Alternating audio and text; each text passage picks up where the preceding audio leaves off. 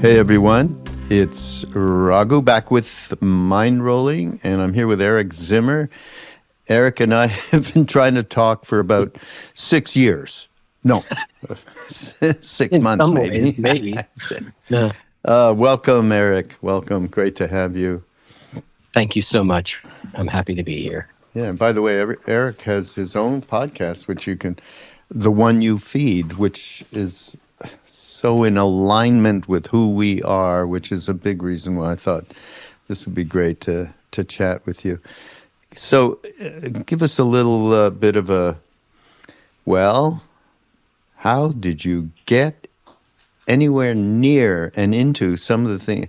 And you're relatively young, and what happened in your earliest days, like teenagehood? I always say, I was a mess, and it ended up being a good thing because it led me to really want something beyond, my thoughts, my story, my weird Yeah, habits, and so on. I feel very much the same way, that I'm really grateful for the trouble I had, while I was relatively young, and how bad it actually got for me. That really put me on a path that's been deeply rewarding since. I mean, how far back do you want to go? I mean, as a child, I was a troubled child. By the age of 10, I was a kleptomaniac. I mean, I don't Oh mean no. like I took things occasionally. I mean, like, I was constantly stealing things. I was organizing neighborhood kids to steal things. And I was just always in trouble. I think just as a way of feeling alive. And that led into, in my, starting around 18, and then into to about the age of 25, of a descent into alcoholism and addiction. That at the right around 25, I was homeless. I was a heroin addict. I weighed 100 pounds. I was yellow and jaundiced from hepatitis C. The prosecutor said I could be facing up to 50 years in prison. I was in bad shape. But I'm grateful, as I said, for that, because I just kind of burnt the house to the ground really quickly, which Yeah. caused me Right. then to really embark on a lifelong spiritual quest from that moment, to try and find ways of coping with whatever was going on with me in much healthier, more rewarding, and deeper ways. Right. You're reminding me of it. I think I have to admit that when you say you were a kleptomaniac and stealing shit, I used to steal my father's Corvette, okay, without a driver's license, nothing, and go racing under the freeway trestles with some very sketchy friends. Okay, I got it out. I've never said this before, and Eric, it's all due to you. Here I am helping you heal old wounds. Yeah. Sounds like you were in the movie. Sounds like you were in a James Dean movie. Yeah, it was, or at least aspiring. I was an Yes. aspirant to that whole thing. So the good that came out of all this, as Eric has expressed, I have expressed as well, that got me all the way to India and meeting this extraordinary being and hanging out with Ram Dass and all that. And for Eric, he put together, I thought, a really topical book, because I think many of us are going through, we're really unhappy about what's going on. We have a lot of anxiety, uncertainty, all of it. Mm-hmm. We want to do something, but it feels like too big, It's just way too big. What can I really do to affect anything, And Eric's book is how a little becomes a lot. The art of small changes for a more meaningful life. And so I really do think it speaks to now. Yeah, just tell us about how you even thought of putting this all together and put this book together, etc. Yeah, well, I mean, I've been doing this podcast 12 years, so I sort of stumbled into doing No, you're podcast 12. 12 I years didn't know ago. that. Yeah, 12? yeah, 12. Yeah, 2014. You must have like 1,000 podcasts. We've got something like 800 or 900. Yeah, I mean, Uh-huh. there's a lot of them. Yes, there are That's more than so the good. world probably really needs. But they're out there, and they keep coming out. And so, obviously, being a heroin addict at 24, I got really interested in like how and why do people change? Because obviously, I had to be interested for my own sake, but I also watched people around me, people I loved. Some people made it and are with us today, and there's a lot of people that aren't. They didn't Mm. make it. They're not with us today. And why? Why couldn't they change? And so I've been very interested in that as a core idea. And I saw it in my own life, even post, acute recovery. Why sometimes was I able to be, say, really productive in my work life, and yet other times I procrastinated endlessly. And so when I started doing the podcast 12 years ago, there were two themes I was really interested in. That was one of them. And then the other was really, I would say, more spiritually focused. And by spiritual, spiritual psychology, those things kind of cross over in my mind to a certain degree, but Mm. it's about our inner world, how we talk to ourselves, how we relate to ourselves, how we relate to the world, to others.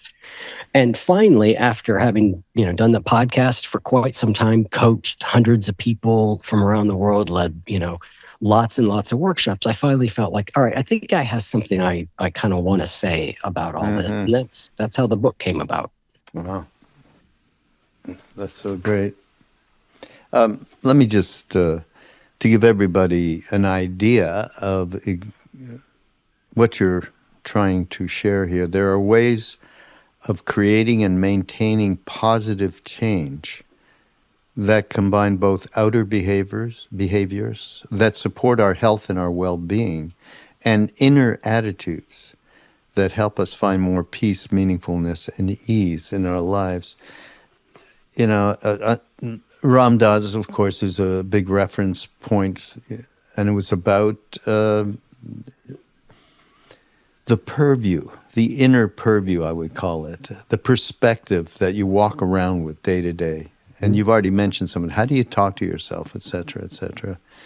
And then the behaviors that we all have, and many of them not so great, and some of them great. The reality of working with those behaviors, which are an outer manifestation of what's going on. Talk about that. I think that it's core to the book, and you have a whole book talking about it. But Yeah.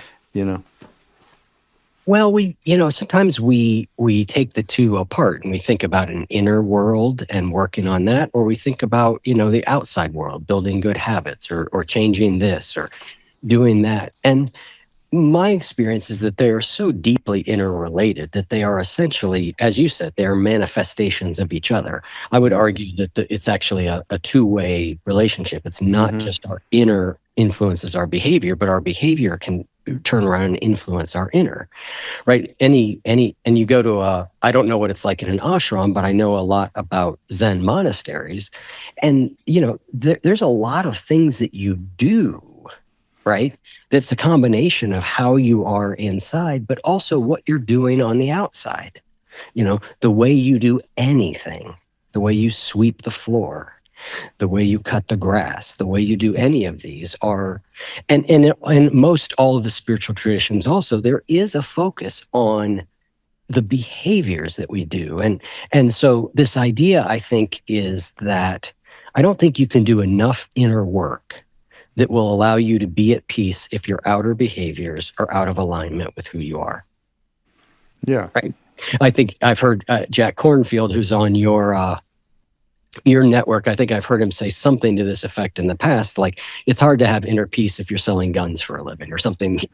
He says it more pithily than that, but yeah, that's the yeah. core idea. Mm. And then conversely, right, are the things that we do in our inner lives also influence what we choose to do in our outer lives. And so I was really focused on how do I bring both of those things together, which maybe is a little ambitious for one book. I don't know, but I tried. It's ambitious for one life, but it's that ambition that is Yeah. our destiny. You know what I mean? Yeah. I I tell a mean, story in it yeah, go. about an idea I learned early in recovery. They told me, sometimes you can't think your way into right action. You have to act your way into right thinking. And I tell a story in the book about how early in recovery, my sponsor made me go into a meeting, walk around, introduce myself to every person in the room, and shake their hand. And Mm, I thought that was the most deplorable thing to have to do, because I was so filled with shame and I was so shy, and I'm an introvert anyway, and it was just excruciating. mm, But once I did it a few times, all of a sudden I felt like I belonged there in a way that I would not have gotten if I'd sat there and tried to convince myself I belonged or tried to change my thought pattern about belonging. The action that I took brought about the inner state very, very effectively. And so that's kind of another example of the sort of thing I'm talking about. mm. I mean, there's a lot of great information that's coming from neuroscientists these days about how we can change. Our brain can change. And you start to notice all the ways you might want that brain to change, or might want to just alter some of these neurotic tendencies and screwy habitual patterns. And do you have any examples in your own life about something really can happen? You put your first foot out and you started walking that path, and then as a result, change did happen? Yeah, I mean, I'll go with the recovery example because that's kind of where we are. But in one chapter in the book, I tell two stories, one at the beginning, one at the end. And I'm just going to tell them both really quickly to sort of illustrate that, right? I tell a story in the book of being at a point where I am driving to a drug dealer's house at night in the snow, and I so badly don't want to do it that I'm sobbing as I go, but I cannot stop. Right? That's where the chapter begins. At the end, I tell a story of going to a pharmacy, picking up medicine, taking it to my mom every week, giving it to her without a second thought. And that medicine was opiates. It was Oxycontin, the thing that I would have robbed you at gunpoint 30 years ago for. I was now taking to her. It had no more significance to me than a loaf of bread. And so that's an example of how thoroughly our reaction, our responses to things can change. Now, that took a long time, right? That did not happen 3 months into my recovery, but it's an example, I think, of how things that feel insurmountable now often can become almost second nature down the line. And so I have thought patterns like that. Like I used to have a very, very harsh inner critic. Oh, Very wait, harsh. no, I've never heard that from anybody Yeah, else. exactly. You're the only one. But today, I don't really have it.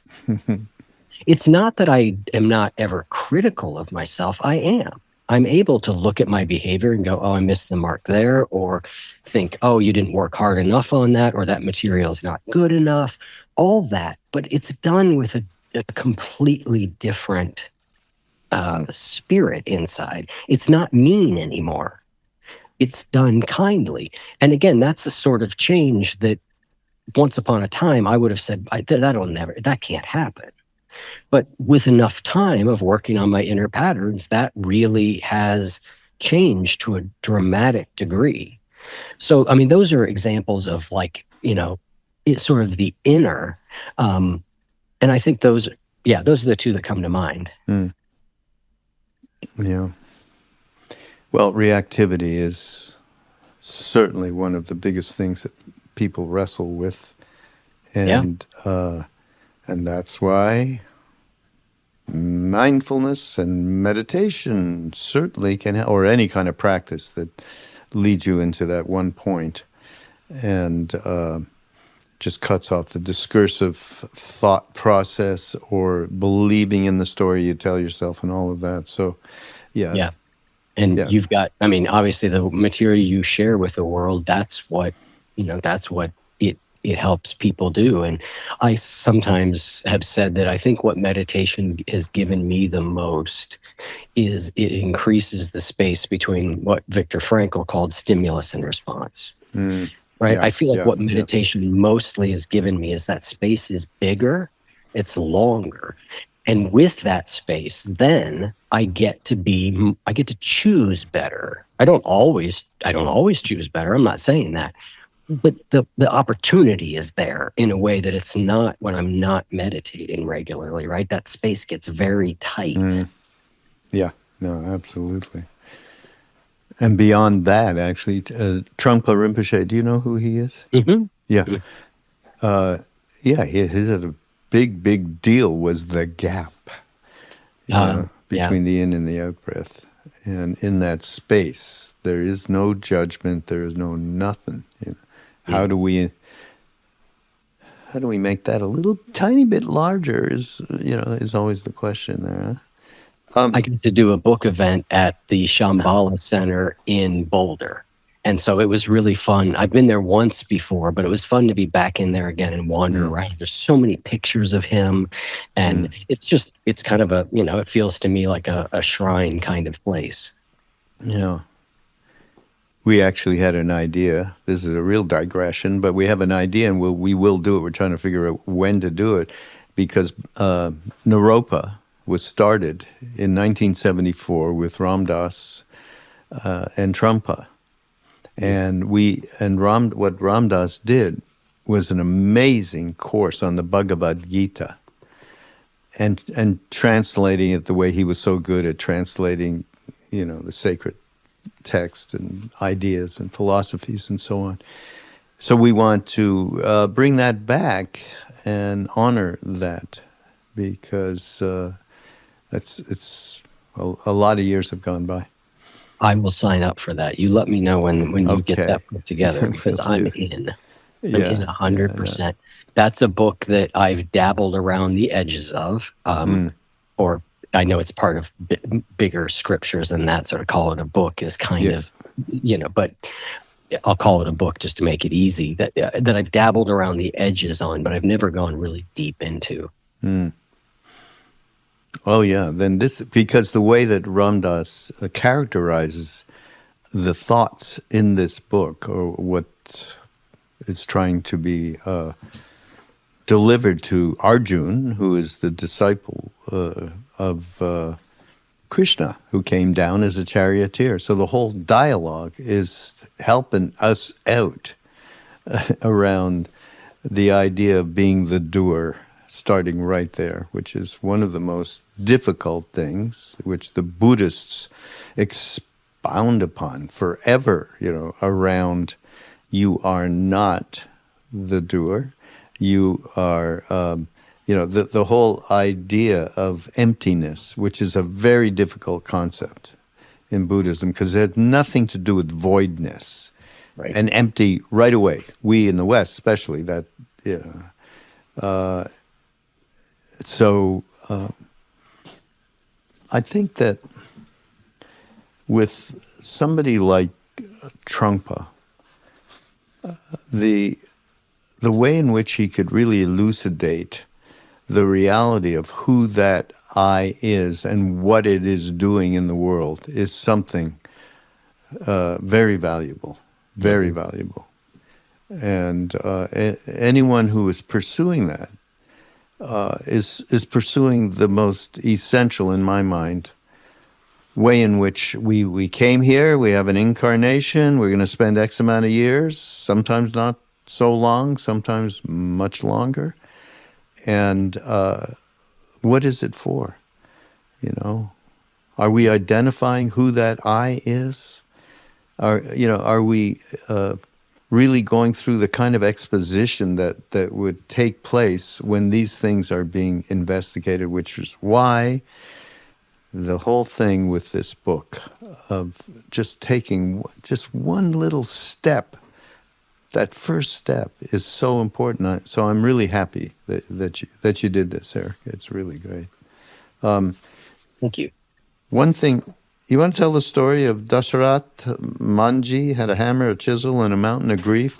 Yeah, that really talk Yeah. about 1 foot forward. Yeah. It's a great story if you can recount it. Yeah. I'm terrible with pronunciation. I think you were pretty much on Dothrat Manji. Well, Dasharat was my father's name. Oh, really? Now I'm not. I'm from Montreal and I'm Jewish, right? But Well, we people went. have strange backgrounds. Yeah. Well, it's because my entire family are devotees of Neem Karoli Baba. And everyone met him, my sister's husband, the whole thing. So it was really a wild thing. And he named my father because Dasharat is the father of the incarnation as God became Ram. So this is like a crazy Hindu theory thing. Oh, God. The other book that's incredible, so the Bhagavad Gita is in something called the Bhagavatam. So that's one holy book. The other holy book is called the Ramayana. So one is the Krishna and the other is Ram. And Ram's father was named Dasharat. Neem Karoli Baba named me Raghvendra Das, which came down to Raghu, because nobody could pronounce that at all. Raghu's easy. No, not the Italians' pasta sauce. No, it's a Raghu from India. And so he looked at my father and said, Dasarat. So that's why I'm very familiar with that name. Well, that's a fascinating backstory. I would have had no idea. I would have had no idea. Well, since you have pronounced it so well, this gentleman had that name, and he was in a village in India, and his wife got sick, and he tried to get her to the doctor, which, as the crow flies, was not very far. But there was no road there that didn't kind of go around the mountain pass, a long, winding road. And by the time he got her there, she had passed. And so he came home and he decided that if there was just a faster way there, then his wife wouldn't have passed. And so he decides he's going to chisel his way through the mountain to get there. He's known today as in one of his terms as the mountain man. So this he is shows a up. True story we're talking. Totally true story. Yeah. So he shows up with a chisel. He starts working. Everybody thinks he's crazy, right? I mean, he's mad with grief. Let him do his thing. But he just every day keeps showing up, hammer and chisel. And eventually I think people start going like, oh, wow, he's actually making some progress, right? But eventually he does. He chisels a pathway through this mountain that I don't remember the exact numbers, but reduced the time to the nearest doctor by like 75%. And it's sort of the ultimate story to me about like one little bit at a time, right? He just kept doing what seemed like the littlest thing that seemed impossible to do. And yet by continuing to do it, he eventually changed the life of that entire village and actually inspired kind of an entire country. That's a great story. I love that story. You got to just do it and stop thinking about results, which is what the Bhagavad Gita is all about, right? Yeah. Yeah, I think it's really interesting because certainly the Gita encourages us. I think there's some line to the effect of, right, you have the right to your actions and not the fruits of them, or something to that extent, right? And so, I think that it's hard to do something without any reason or expectation of what you might get from it. That's a very difficult thing to do. But so I think, Dasrat had a goal of what he wanted to do, but he was willing to work at it far longer than the average person is ever willing to work on anything. And I'm a big fan of the Tao Te Ching. I've actually done like my own interpretations of it, and the idea is there too, right? Like, do your work and step back. The only path to peace. And I really took that to heart with this book, right? Because I poured a lot into this book. I've spent a lot of time trying to promote it. I've worked to get it out there. And yet then at a certain point, I just have to go, it is, what happens now? I can't control, right? Mm-hmm. I can influence, but ultimately I had to step back and go, did I do my best? Did I do my work as best I could in every phase of it? And the answer for me is yes, I did. And I Yeah. have to let that be enough. Yeah. And we all wrestle with this, with so many things in life. Yeah. This reminds me. So when we were with Neem Karoli Baba in India, we had several mentors, older men and women who had known him for a long, long time. And one of them actually was we did a movie which we're going to show on June 6th, by the way, everybody, in New York City. If you happen to be there, and Krishna Das is going to do a benefit, we'll show this movie, and with Sharon Salzberg. His name was K.C. Tiwari. He was actually like a very high yogi that nobody knew about. He was a headmaster of a private boys' school in the foothills of the Himalayas. So he was told by Neem Karoli Baba, you take care of the Westerners, literally the day before he died. I mean, it's a famous thing. And so he did that for many of us. I mean, he spoke perfect English, and he really understood the Western mind to a great degree. And so he was like the perfect mentor for us. I can't tell. The reason I'm telling this story is will be self-evident. I can't tell you how many times he came up to me, and he would. This is in the movie too. He would like screw the screw back in, and as he was doing that, he'd say, "My boy, if you think you are doing this, you are lost." Right? I mean, there was a perfect leverage to get us out of that I am thing, Right. In Yeah. your book, though, you say, why? And this is, I could have said it myself a billion times. Why is it so hard to change? Why is it, Eric? If I had a simple answer for it, I would not Yeah. have probably Wait. needed to write an entire book about Yeah. it.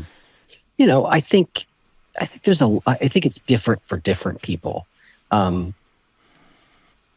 reason is I think things like to sort of stay the same to a certain degree. Now I know that everything in a cosmic sense that's not true. Everything is always changing and constantly in motion, and yet we have this idea of homeostasis that we see show up in different bodily systems. We show up in economies and ecologies. Right, things are trying to get back to the balance. And so if you change too much too fast, it's a little jarring to the system. I think the other thing is sometimes there are real reasons that whatever we're trying to change, the thing that we're changing from, it's serving a real purpose. And if we don't understand what that purpose is, we're often going to be very frustrated in our attempts at changing. And then I think that, another really big one, and it's an idea that underlies all aspects of this book, is that I believe change is a skill. Meaning we treat it as a character flaw. I'm not disciplined enough. I don't have enough willpower. I'm lazy.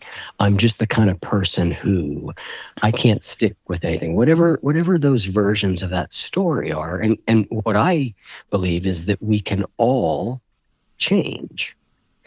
We just need to learn how. And that's so important because if we believe we can't, we're largely done before we start. Yeah. Read Richie Davidson if you want to get more of a handle on change. Is really a neuroscientist that he works with His Holiness the Dalai Lama, and they've done a lot of stuff around meditation, fMRIs, to see what states people get into through meditation and so on. Anyhow, yeah, there's a great book that comes to mind. It's Richie Davidson and our close friend from the days in India, Danny Goldman, who was he wrote that beautiful book that's so helpful around emotional intelligence. I was saying emotional maturity is also, They're related. yeah, right. So you bring something up that I think is important to share with everybody. And you talk about the spiritual marketplace and how there's a lot of, oh yeah, you're going to get enlightened now, and gurus calling themselves the ultimate guru in one way or another, all of that. Or just the premise, which is real and actually true. Everything you need to awaken is right here and is always right here. And all you have to do is see it directly. Yeah, that's a truth of the highest order. Indeed. And this is me talking. Does it help anybody? No. As far as I'm concerned, it is a giant spiritual bypass, potentially. There are other people that I do know, people, but who practiced. I have a friend also from back in those India days who Lama Surya Das is his name, and he did a number of those 3-year retreats, and it was substantial. The awakening, it was substantial, and for him to say the line that you wrote is someone who could say that. It's all right here within us. It self-manifests as long as you get out of the way, kind of. But the thing I like, Eric, what you said, building a gradual road to a meditation practice was to, quote unquote, disabuse me of any and all such get enlightened quick, get rich quick schemes. Yeah, talk about that. Well, yeah, I mean, I don't have, like you said, that statement is I believe a deep truth. Everything I need to awaken is right here, right now, all the time, always and forever. And the people who tend to be able to see that truth to whatever degree, or to realize that truth to whatever degree, are people who generally have practiced a lot, right? And that's it's the people who are saying you don't really, you don't need to do all that practice, right? You don't need to do all that work. You just see it. And I get what they're pointing at. I do, and I understand it. I think recognizing that it's possible is important. Like I think we want to know that ability exists in us. It happens.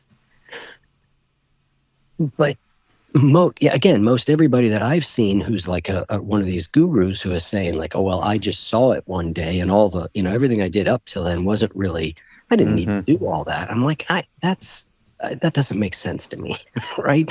Like, how can you say you didn't need to do all that? Because you did. And I sort of jokingly, say in the book, it's a little bit like, telling a little leaguer that all he's got to do, with a major league pitcher pitching him, is all you got to do is get the bat in front of the ball, right? Let the ball do all the work, right?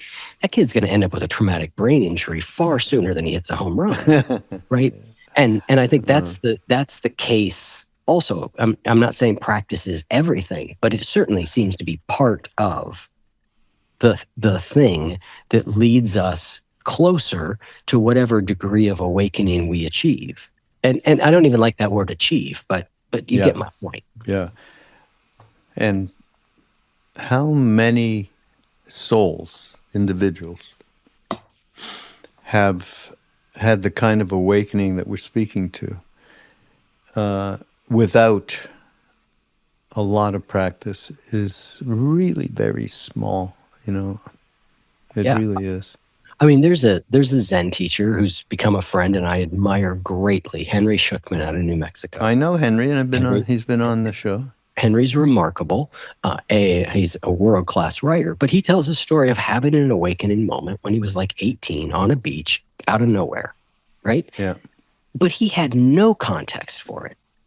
It didn't do anything. It just was a moment where it was like, what the hell is all of this, right?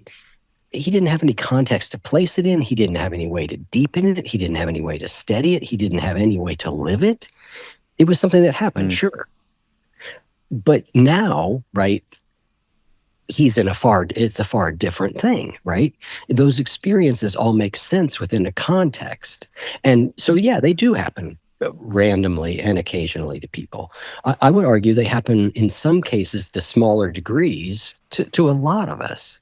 But there's a far cry from having a moment of seeing reality and being able to actually live in accordance with that reality. Those are very far apart. Mm-hmm. Yeah, absolutely. I want to talk a little bit more about go back to habits, habitual patterns, habits. And you say what you're writing here is nothing to do, it's not only to do with cultivating new habits of behavior, it's new habits of thought. I think this is a worthy subject to talk about. So, yeah, I mean, our culture over the last 5 years or so has gotten really enamored with the idea of habits, right? I mean, James Clear's book, Atomic Habits, has sold, I don't know how many copies, 25 million. It's some insane amount. yeah. So we've become enamored with this idea of habits in a good sense. And I think there's a lot of great information in there. And I think we also know the use of the habit in the not good sense, right? In that it happens automatically. And I can't remember the name of the Zen master who described it this way. I want to say maybe it's Hakuin, but I don't know. Don't quote me on that. Yeah. He talks about our habit-ridden consciousness. Say that again. Our habit-ridden consciousness. Habit-ridden consciousness. Which is just these thought patterns that just do what habits do. They run automatically. You know, if a behavior change scientist is talking about a habit, a true habit, what they mean is it just happens automatically. There's some sort of trigger stimulus and it just goes. And it just goes. It's why something like putting on your seatbelt can become a habit, whereas something like working out every day doesn't really become a habit because it's a bigger thing than that. You can get momentum, but our thoughts are so habitual, at least mine are, and everybody I talk to is ours, right? They happen. And recognizing those habits, what they are, what are the repetitive patterns that our thoughts get into, and what are ways that we can dishabituate them is, I mean, to a large degree, I think a lot of what we're doing in all the contemplative practices to a certain degree, it's not all we're doing, but it's certainly part of what we're doing, is trying to see that and go, oh, look, that thing just keeps running there in the background. It doesn't actually really mean that much, but boy, it won't shut up either, you know, and then, you know, but we can learn to interrupt those patterns over time, and in some cases learn to just go, like I just said, like, oh, it's like a radio playing in the other room, whatever, I don't care, let it go.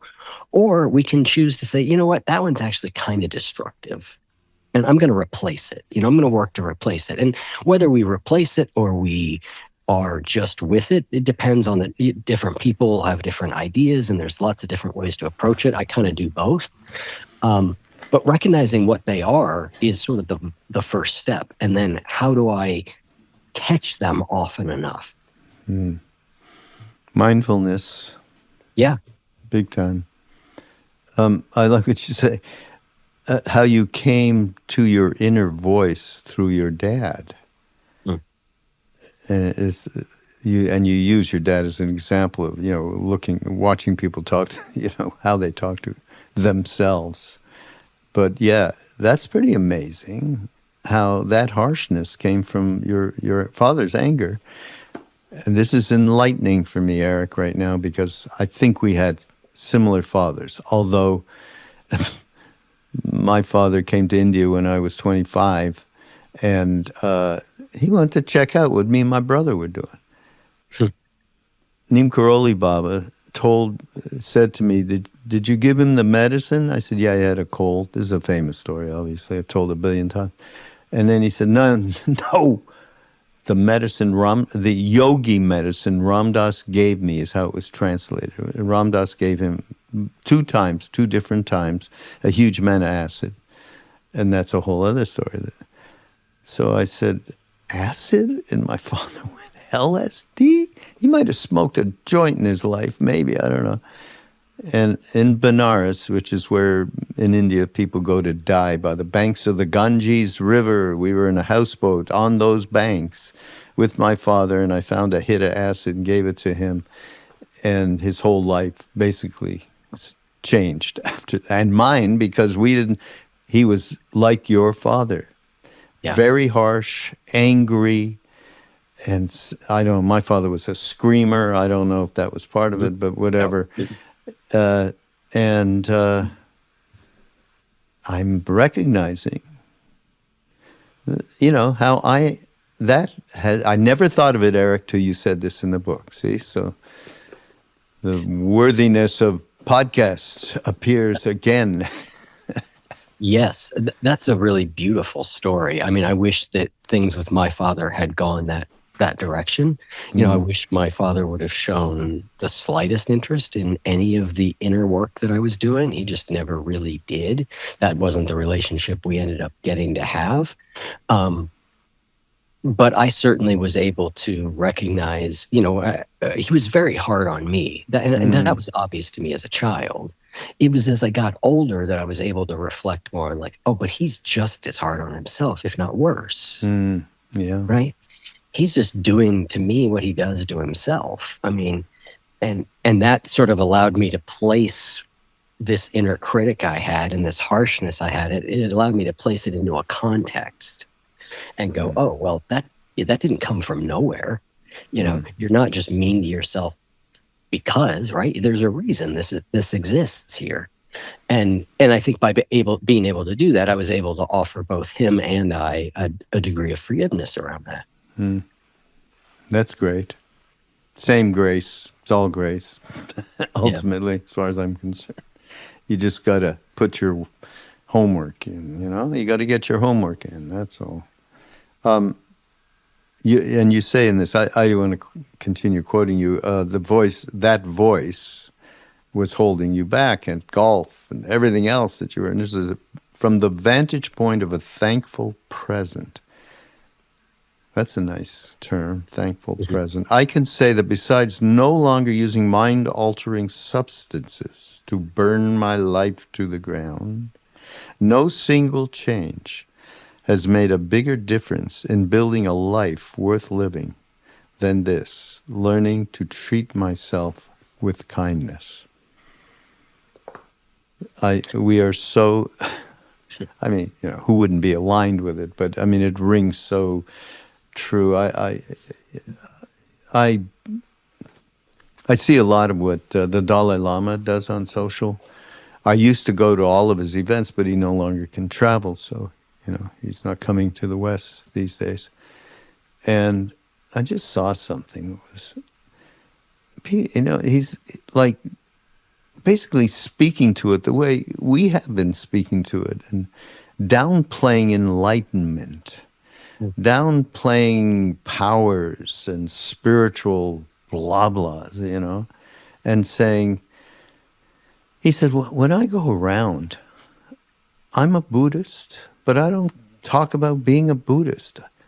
I'm a human being, and you're a human being, and we relate with each other with compassion and kindness. I mean, it is that simple sometimes, isn't it? I mean, it's about that. That is so much of, I think, the path. And yeah, I mean, we spend more time with ourselves than anyone by a long shot, right? And hopefully, and so for me, having that voice in my head, be a nice person, it'd be great to have better, oh boy, maybe I can have better friends, or maybe my spouse needs to be nicer, or maybe my boss needs to be nicer to me. None of that is anywhere as important as how nice you are to yourself. or kind. Kind is a better Kind word, is, but yeah, kind is a good word. that'll make more difference than all of it. And as you say here, and I talk about this, with the various Buddhist friends that we have that do podcasts on Be Here Now Network, Jack Kornfield and Sharon Salzberg and Joseph Goldstein. It's all about making a little bit of friends with that. Start with that person you think you are, and then, as time goes on, you realize, okay, there's that something else that happens occasionally. There's a spaciousness in a meditation or a piece of music or a book or a person or whatever, and then you can move that relationship with yourself starts to change what that self really means. No? Yeah, 100%. Treat yourself like you would a friend or a child. I think the child thing is good, actually, Eric, because it's precious. You can see the preciousness of a child, right? And then you don't act as ornery as you might, right? Once you have that. Yeah, I think that's the one that works for me. But for some people who don't have children, or it's not as relatable to them, I think friend Yeah. works also. Yeah. Yeah. But we are precious. We are precious. What else did I want to talk about here?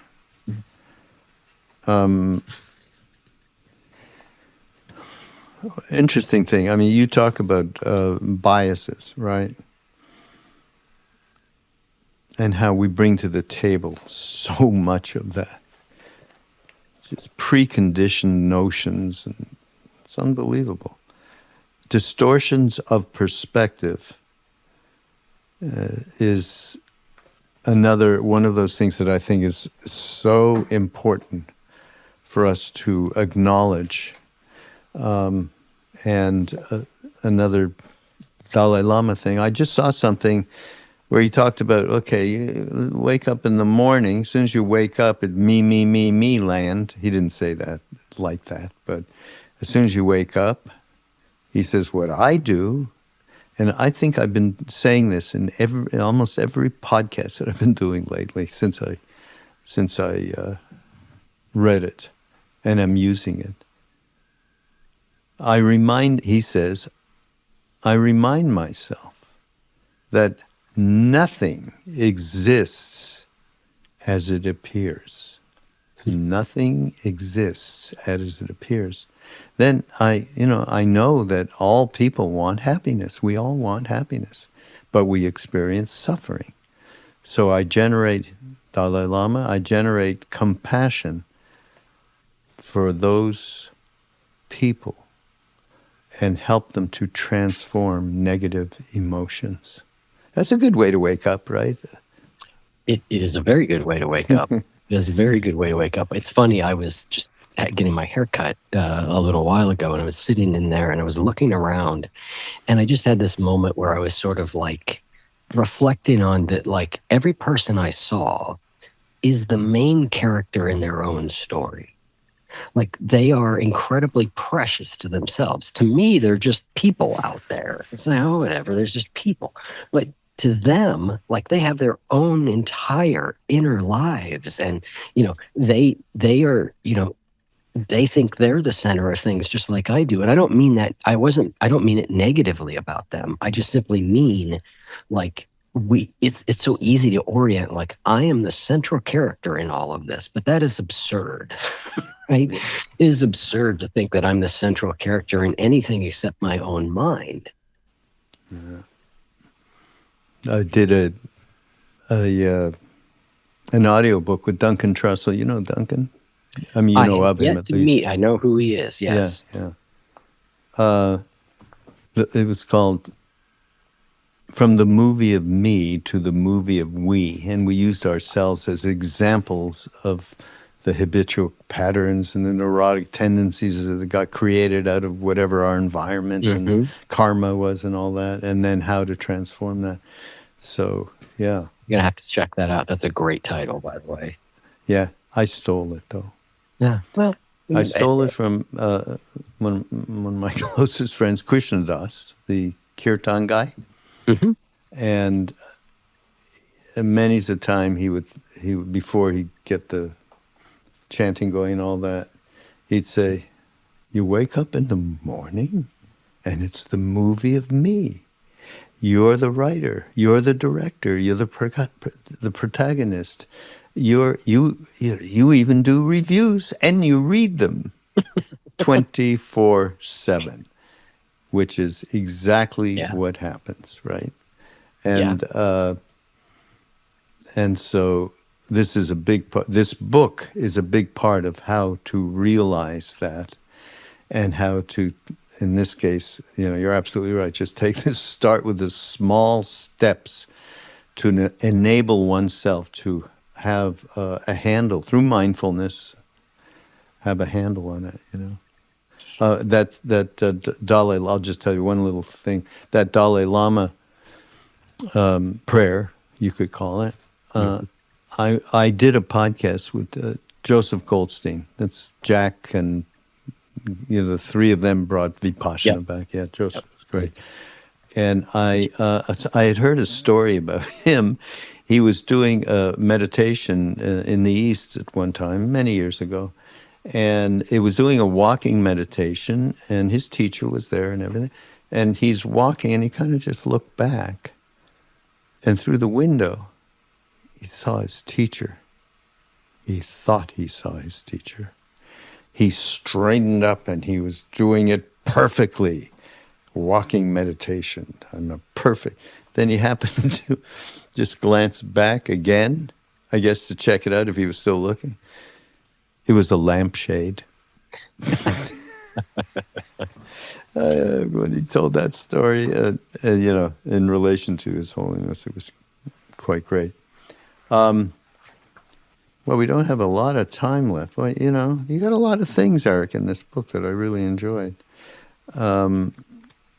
There's one thing that I think is worthy. You have one thing between optimism and pessimism. Mm. I think that's good to explore. The glass half full and all of that. Yeah, it's in a chapter about the middle way, which is certainly a teaching in many philosophies, and Buddhism is, he's described, Buddha talked about a middle way. And the framework I got from it, I actually got from a gentleman named Hans Rosling. But between optimism and pessimism is, I think, where do we sit there, right? And I think it is a question that is always important, and it seems particularly important given how, to many of us, the world seems to be getting worse right now. Right. Easy way to fall. And so, okay, well, what do I, to be an optimist seems deluded. To be a pessimist is defeating. What do you do?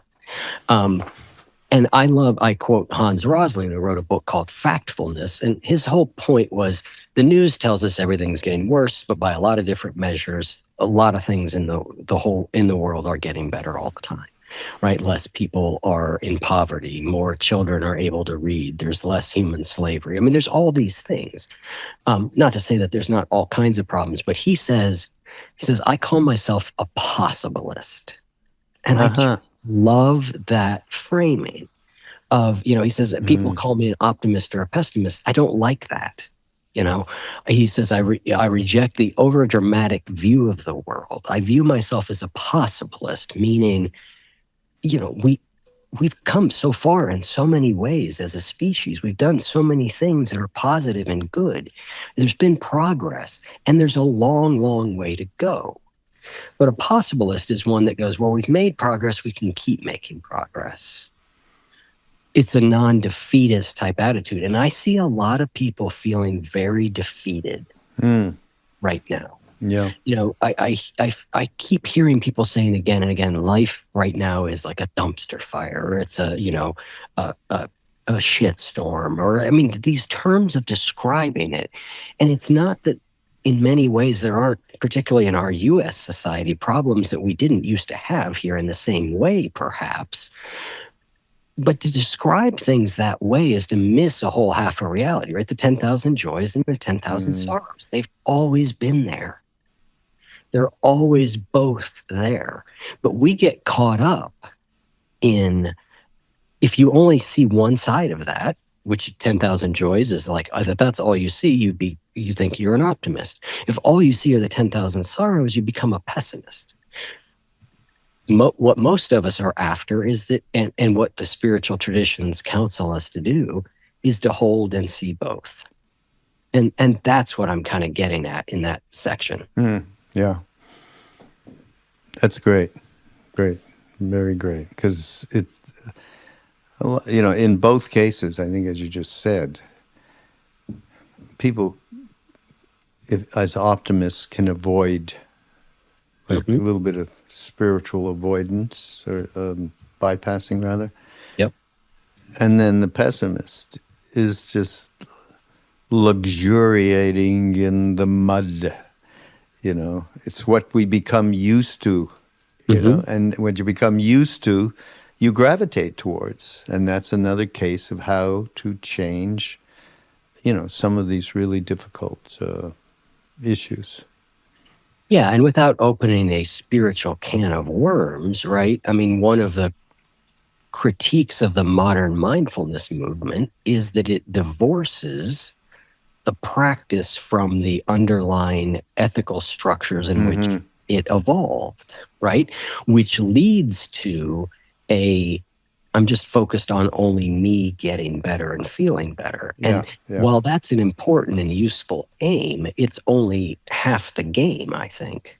Yeah. Right? The other half the game is that is in service of being of more service to other people, and to being able to be a positive force in the world.